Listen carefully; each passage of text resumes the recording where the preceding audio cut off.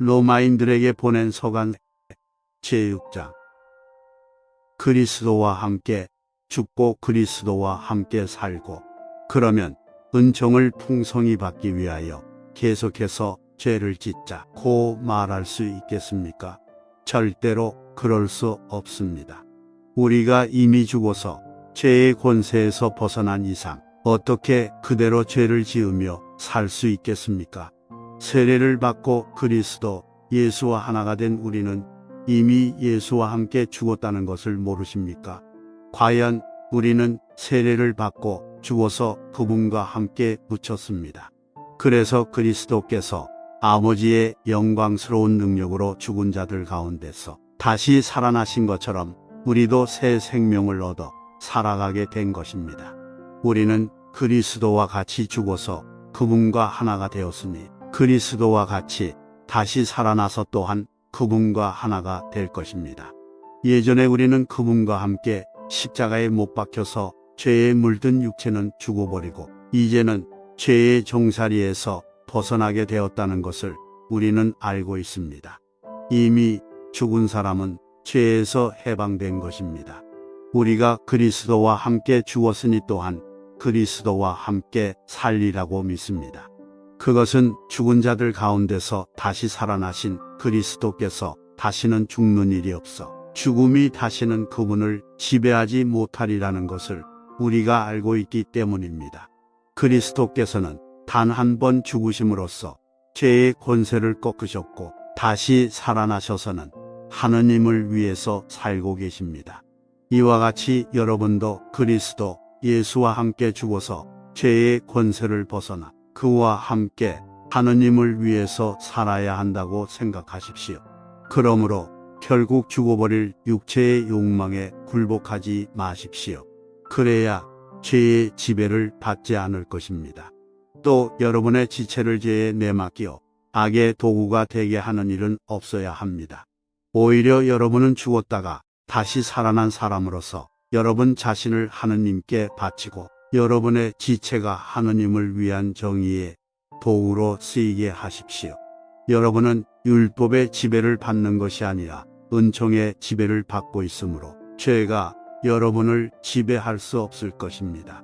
정의의 정. 그렇다면 우리가 율법의 지배를 받지 않고 은총의 지배를 받고 있다고 해서 죄를 지어도 좋다는 말이겠습니까? 절대로 그럴 수 없습니다.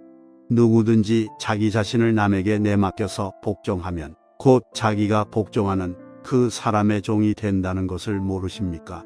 죄의 종이 되어 죽는 사람도 있고 하느님께 순종하는 종이 되어 하느님과 올바른 관계를 가지게 되는 사람도 있다는 말입니다. 여러분이 전에는 죄의 종이었지만 이제는 진실한 가르침을 전해받고 그것에 성심껏 복종하게 되었으니 하느님께 감사할 일입니다. 그리고 여러분은 죄의 권세를 벗어나서 이제는 정의의 종이 되었습니다. 여러분의 이해력이 미치지 못할까 하여 이렇게 인간사에 비추어 말하는 것입니다.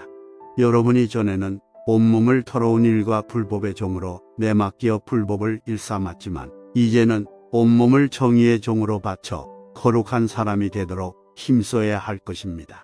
여러분이 죄의 종이었을 때는 여러분은 정의에 예속되지 않고 제멋대로 놀아났었습니다. 그때에 여러분이 얻은 것이 무엇입니까? 지금 생각하면 부끄러운 일들밖에는 없지 않았습니까? 그런 생활은 결국 죽음을 안겨줍니다. 그러나 이제는 여러분이 죄에서 해방되어 하느님의 종이 되었습니다. 그 결과로 여러분은 거룩한 사람이 되었고 마침내 영원한 생명을 누리게 되었습니다. 죄의 대가는 죽음이지만 하느님께서 거저 주시는 선물은 우리 주 그리스도 예수와 함께 사는 영원한 생명입니다. 제7장 결혼의 비유. 형제 여러분, 여러분이 법률에 정통한 사람들이니 말씀드리는데 법률이란 것은 사람이 살아있는 동안에만 구속력을 가진다는 것을 모르십니까? 결혼한 여자는 남편이 살아있는 동안에만 자기 남편에게 법적으로 매여 있습니다. 그러나 남편이 죽으면 그 남편에 대해서는 법적으로 제약을 받지 않습니다. 따라서 자기 남편이 살아있는 동안에 다른 남자와 사는 여자는 간음한 여자라는 말을 듣게 됩니다. 그러나 남편이 죽으면 여자는 그 법의 제약을 받지 않기 때문에 다른 남자와 결혼하더라도 간음하는 것이 아닙니다.